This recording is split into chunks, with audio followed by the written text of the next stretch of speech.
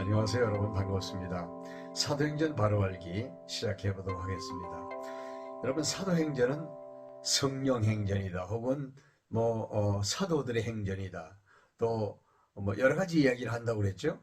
그러나 사도행전은 교회 행전입니다. 무슨 말인가 하면 성령이 강림하시고 성령께서 사도들을 붙들고 교회를 설립해 가시는 과정을 설명해 놓은 책이기 때문에 사도행전은 교회 행전이다. 즉 다시 말씀드리면 교회 설립이다. 이렇게 이해하면 정확하다고 그랬죠. 자, 그러면 교회 설립이 어떻게 이루어졌는지 제1장에서는 사도들이 예수님의 분부하신 말씀을 붙들고, 다시 말씀드리면 언약을 붙들고 기도하는 내용이 나옵니다.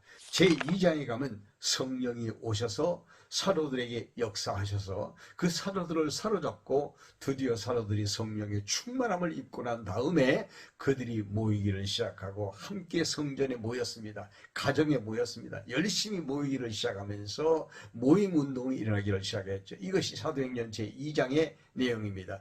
그래서 교회의 본질을 거기 담고 있어요. 뭐냐면 유무상통했어요. 서로 물건을 내 것이라고 말하지 않고 가져와서 서로 나누고 가난한 자를 돌보고, 그렇게 하면서 이제 교회가 이 본질적으로 구성이 되는 내용이 2장 내용이고, 3장에서는 그러한 교회 위에 성령이 역사해서 안진뱅이, 즉 성전 미문의 안진뱅이가 벌떡 일어나는 않는 기적이 일어나고, 그 기적과 함께 놀라운 일들이 벌어지는데, 외부적으로 사람들이 야, 이거 교회가 뭐냐, 예수가 도대체 누구냐, 그 안진뱅이한테 물어보니까 그 예수가 안진뱅이를 일으켰다고 하더라. 그럼 그 예수가 죽었는데 그 예수가 지금도 살아서 지금 일을 하고 있는 것이냐. 그래서 안진뱅이 사건을 통해서 예수의 이름이 번지기를 시작한 거죠. 그렇기 때문에 하루에 3,000명, 4,000명, 5,000명씩 그 교회 성도들이 불안하는 일이 생기게 됩니다. 그러니까 사내들인 공회를 중심으로 한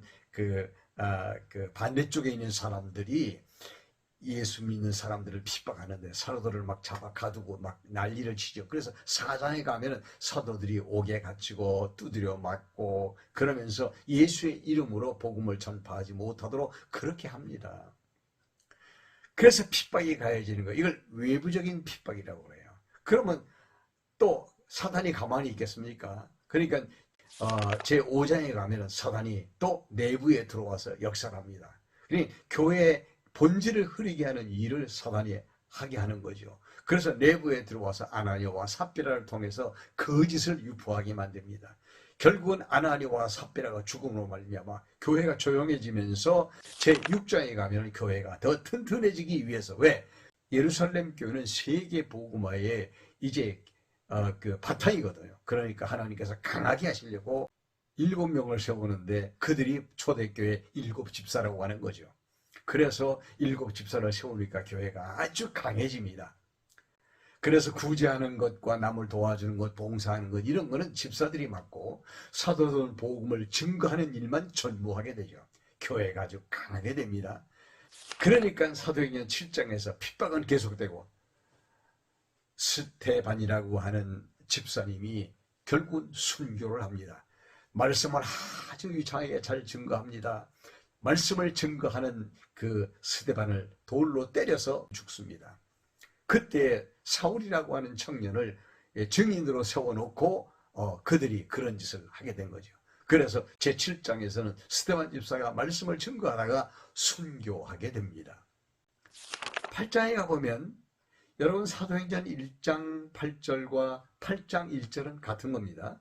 사도행전 1장 8절은 온 유대와 사마리아와 땅끝까지 이르러 내 증인이 되리라 했죠.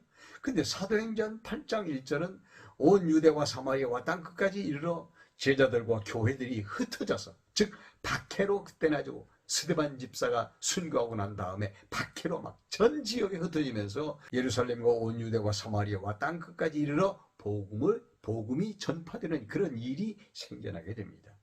그래서 그러고 나니까 사도행전 9장에 스데반 집사가 순교할 때 증인으로 세웠던 사울을 하나님께서 변화시켜서 사울이 회개하고 하나님께로 돌아오죠. 다시 말씀드리면 흩어진 성도들이 지역마다 복음을 증거하는 그 증거하는 일을 위해서 사울이라고 하는 청년을 하나님이 이방인 선교를 위한 일꾼으로 예비를 해 놓으신 거죠. 그 당시에 아주 우리나라로 말하면 서울대학 같은 명문대학 가말리엘 문화상으로서의 율법을 전공한 사람이죠. 이 사람이 회개를 했어요. 그러면서 복음을 전하면서 돌아다닙니다. 사도행전 10장에 가서 보면은 이 문제가 생긴 건 뭐냐면 유대인들의 입장에서 봤을 때 이방인들은 이거 개나 돼지와 같이 취급을 했거든요. 고넬료의 가정이 변화가 되는데 베드로가 고넬료의 가정에 초청을 받아서 갔어요. 근데 거기는 이제 그 이태리 군대의 백부장이거든요. 이방인이에요. 난리가 난 겁니다. 사람들이 말씀을 받고 막 변화가 돼가지고 막 그냥 난리가 난 거예요.